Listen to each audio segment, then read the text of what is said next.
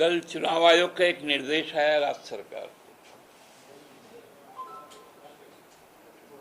वो आया कि देवघर के जो पुलिस अधीक्षक है उनको बदलने का एक निर्देश आया। हम लोग भी जब देखे ये तो पता चला कि क्यों उनको हटाया गया। देवघर के कुछ फर्जीवाड़े के मामले में कोई व्यक्ति है शिवदत्त शर्मा ना क्या, उन्होंने 28 तारीख को जसीडी थाना में निशिकांत दुबे जी जो वहां के गोड्डा के सांसद हैं और उनके परिवार के लोगों के खिलाफ कुछ धोखाधड़ी और अन्य आपराधिक कृत्यों का कुछ आरोप लगाकर एक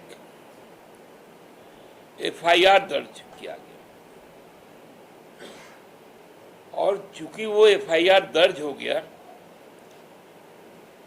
इसके लिए एसपी को जिम्मेवार बनाया गया।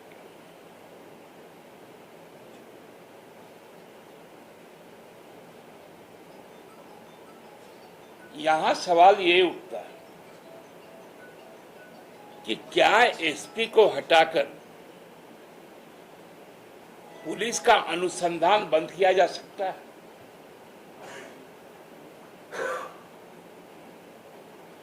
क्योंकि जब दर्ज हो चुका है एफआईआर तो उसका तो अनुसंधान होगा ही।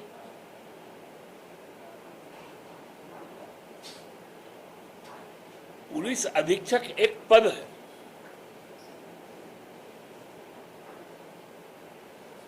जो पूरे लॉ एंड ऑर्डर को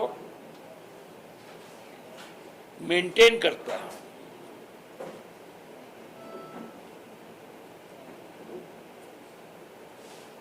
और ये तो चुनाव तक का ही मामला है।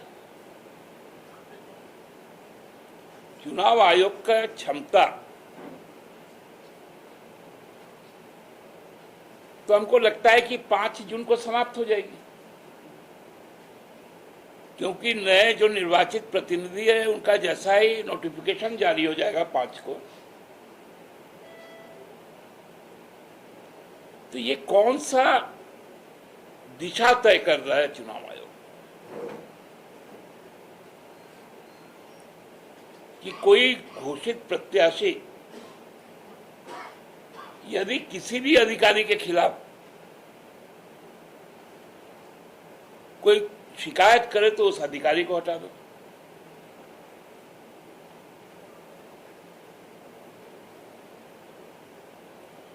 ये जो बर्ताव है ये किस दिशा की ओर जा रहा है?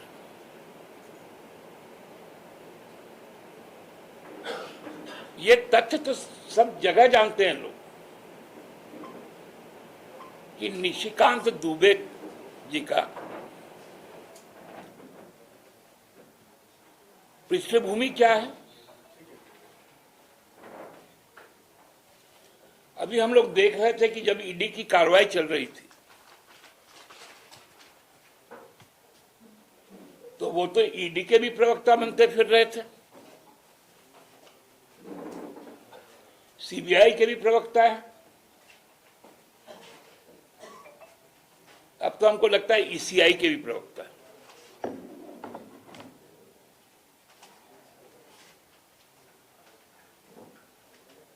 ये सही लेवल प्लेइंग ग्राउंड नहीं है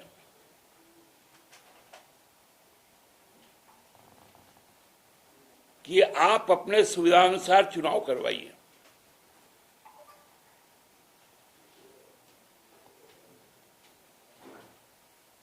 राज्य सरकार ने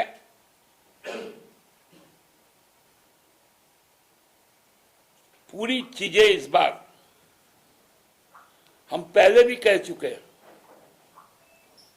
कि चुनाव आयोग इस बार झारखंड में चुनाव कैसा हो इस पर हम यहाँ के स्टेक होल्डर, एक पॉलिटिकल पार्टी होने के नाते हमसे बात तक नहीं की गई। हमें भी कई शिकायतें थी प्रशासन की तरफ की ओर से, जांच एजेंसियों को लेकर, लेकिन हमारी बात ही नहीं सुनी गई। बिना कंसल्टेशन का चुनाव अनाउंस हो गया, बाकी सब राज्यों में गए, लेकिन झारखंड में नहीं आया। झारखंड के डीजीपी को और चीफ सेक्रेटरी को पटना बुला लिया गया। जब उनको बुला लिया जा सकता था, बिहार में पॉलिटिकल पार्टी के साथ कंसल्टेशन किया गया, तो भाई झारखंड को क्यों छोड़ा गया?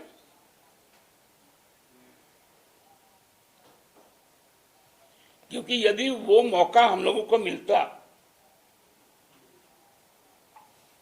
तो हम लोग इस बात का संभावना व्यक्त करते कि यहां पर भारतीय जनता पार्टी किस प्रकार से केंद्रीय एजेंसियों के द्वारा यहां के राजनीतिक परिस्थिति को अपने उत्पीड़क कार्रवाई के द्वारा दबाने का काम कर रही है।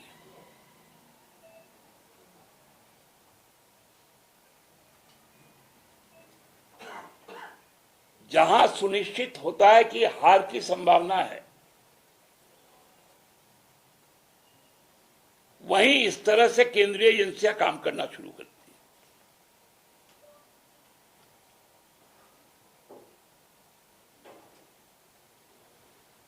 सुप्रीम कोर्ट ने ईडी के संबंध में जो बातें कही दिल्ली को लेकर, और आज भी जो हाई कोर्ट में बातें चल रही हैं, वो तो स्पष्ट दिखा देता है कि ईडी का नियत क्या है, उसके राजनीतिक उद्देश्य क्या है, उनके कार्रवाई का संदेश क्या है।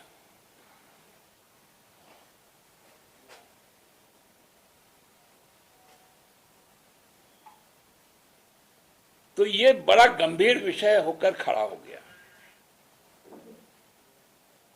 एक तरफा यदि चीजें होंगी तो हमको लगता है कि चुनाव आयोग के साख पे भी उंगली उठेगा। यह फैसला अब चुनाव आयोग को करना है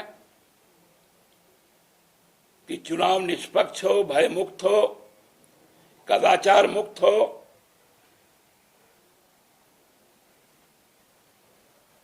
कल सुप्रीम कोर्ट ने एक नोटिस भी जारी किया चुनाव आयोग को कि वीवीपैट का जो स्लिप है उसके काउंटिंग के संबंध को लेकर, जो हम लोग बार बार मांग कर रहे थे कि ईवीएम का मतलब अब हो गया है इलेक्ट्रॉनिक वोट मैनिपुलेशन,